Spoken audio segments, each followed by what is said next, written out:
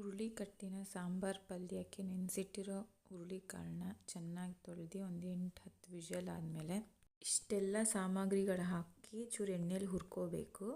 First ಬೀಜ, ಜೀರಿಗೆ, ಕಾಳುಮೆಣಸು ಹಾಕಿ ಹುರಿದು ಸೈಡಲ್ಲಿ ಇಟ್ಕೊಂಡು ಮಿಕ್ಕಿದೆಲ್ಲ ಹಾಕೋಬೇಕು.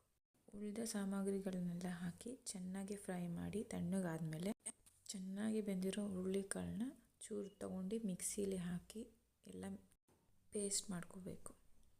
ಸಾಂಬಾರು ಒಗ್ಗರಣೆಗೆ ಎಣ್ಣೆಗೆ ಸಾಸಿವೆ, ಕರಿಬೇವು, ಜಜ್ಜಿರೋ ಬೆಳ್ಳುಳ್ಳಿ ಹಾಕಿ ಚೂರು ಫ್ರೈ ಮಾಡಿ ಮತ್ತು ಮಸಾಲೆ ಪೇಸ್ಟ್ ಎಲ್ಲ ಹಾಕಿ ಚೆನ್ನಾಗಿ ಕುದಿಸ್ಕೋಬೇಕು. ಇದಕ್ಕೆ ಚೂರು ಉಪ್ಪು ಮತ್ತು ಸ್ವಲ್ಪ ಬೆಲ್ಲ, ಕಾಳಿನ ಕಟ್ಟನ್ನ ಬಸ್ಕೊಂಡು ಹಾಕಿಬಿಟ್ಟು ಚೆನ್ನಾಗಿ ಕುದಿಸ್ಕೋಬೇಕು. ಇದಕ್ಕೆ ಬೇಕಾದರೆ ಸ್ವಲ್ಪ ಕೊತ್ತಂಬರಿ ಹಾಕಿ ಚೆನ್ನಾಗಿ ಕುದ್ದಾದಮೇಲೆ ಸಾರು ರೆಡಿ.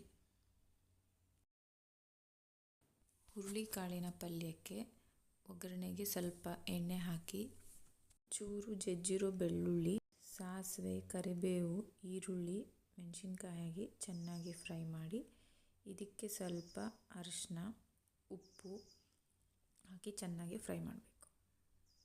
ಬೇಯಿಸಿರೋ ಕಾಳು ಹಾಕಿ ಚೆನ್ನಾಗಿ ಸ್ವಲ್ಪ ಫ್ರೈ ಮಾಡಿ ಆಗಿ ಲಾಸ್ಟಿಗೆ ಸ್ವಲ್ಪ ಕೊಬ್ಬರಿ, ಚೂರು ನಿಂಬೆಹಣ್ಣು ರಸ ಹಾಕಿ ಚೂರು ಫ್ರೈ ಮಾಡಿದರೆ, ಕೊತ್ತಂಬರಿ ಹಾಕಿ ಫ್ರೈ ಮಾಡಿದರೆ ಪಲ್ಯ ರೆಡಿ ಆಯಿತು.